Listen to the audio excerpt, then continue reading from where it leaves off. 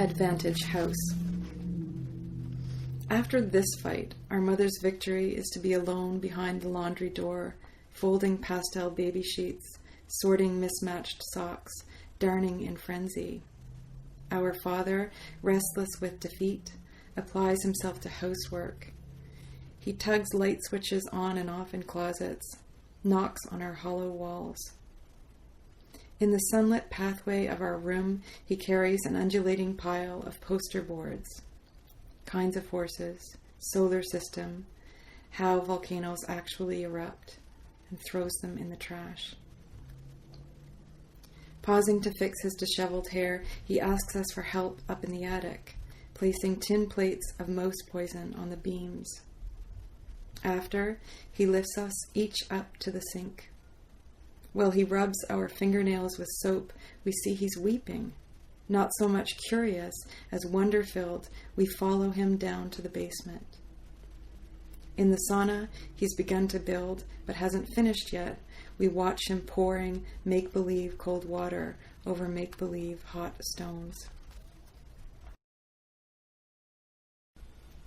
Available light. Before I turn into a spinster, I want you to know I'm sitting here where marvels still arise. You've been right about a few things. The cardinal, bred for silence and the cold, did leave. He took his Arctic path. And I did feel empty as a window, holding one view. But another view has come to light, and alive things are alighting here from the rafters of the railroad bridge. Silken crows, another and another, float past the silver stems of street lamps. So I'm busy these days, counting their flint wings and their navy black corseted backs as they drift into the white-capped harbor of my yard. Distraction. Astounding how the walls correct themselves, become tomorrow. How light upon the stairs is mutiny, cast yellow in its method towards dusk. On the lips of coffee cups, the day occurs even if I part with conversation, shopping, and the like. It whisks along. My difficulties snubbing words, not enough of what is clear staying that way. Devotion to the desk and chair elude me. Words climb from the dictionary and disappear, like my own blown-over tracks on stairwell and carpet. And in the hem of windows, my reckoning, air curved full of motes. What is missing, plentiful. If only torpidity were easy, another plot conceived in scot-free leisure, dawn, say. Instead, the heat-haze strut of compulsion. Instead, the wearing down of want. Intimates. They argue in the cool, fly-riddled bedroom, while down in the living room we sit on the floor, dry as nutshells. We make twist-tie spiders and topple them with green-eyed marbles. We don't utter a sound. We're listening up the stairs where need lives, the large need for us to be ready for motion, for noise, and the confession. Hers this time.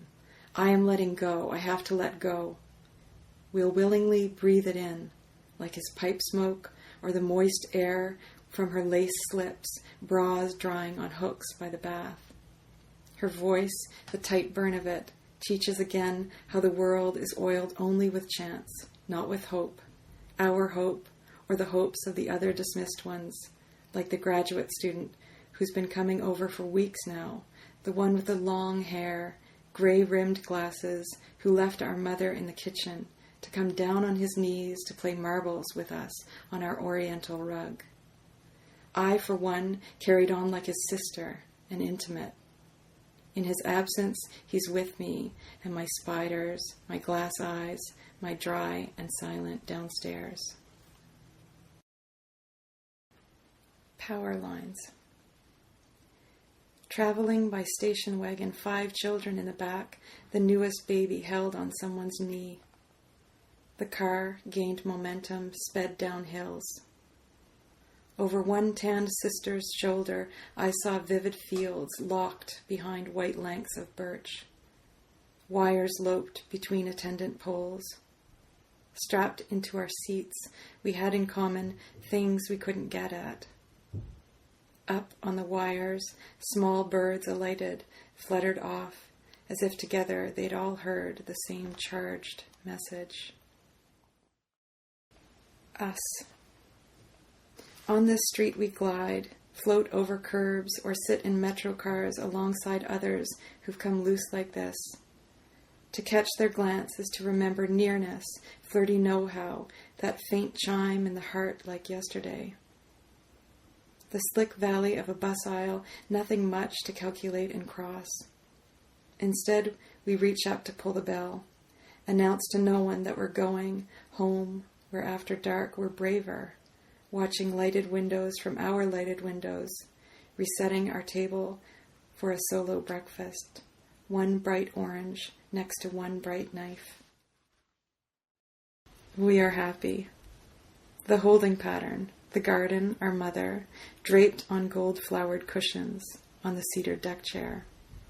Behind her, our lawn falls greenly to the wading pool. Beyond the jagged dark of firs, wild birds bob on the branches. Our father slings his arm up to the empty feeder, taps around. Those small birds eye his fingers and flap away. The windshield of the Volvo is where we learn distance, not only a fixed tip on that slender triangle the road is, and the signs, still and tall on the embankment, but also words our parents whip, pointed words, between the narrow back seat and the front. Sometimes it is not enough to be still. Our mother's cheeks lack rouge. Her hands are white caps on her knees. Still, there are evenings, drunk in our sunken living room, when our mother sweeps in, kisses our father hard on the mouth, and winks at the line of us on the sofa watching television. Across from me, in the yellow conversation chair, whatever my father was has fallen away. He's silent, lips blurred red, a reflection in his black-framed glasses of the TV screen, where a fast, long-legged bird honks his happy horn, but never truly outwits darkness. These things are not explained, but gradually life takes place in gardens and cars and living rooms where the moment isn't him anymore, isn't her.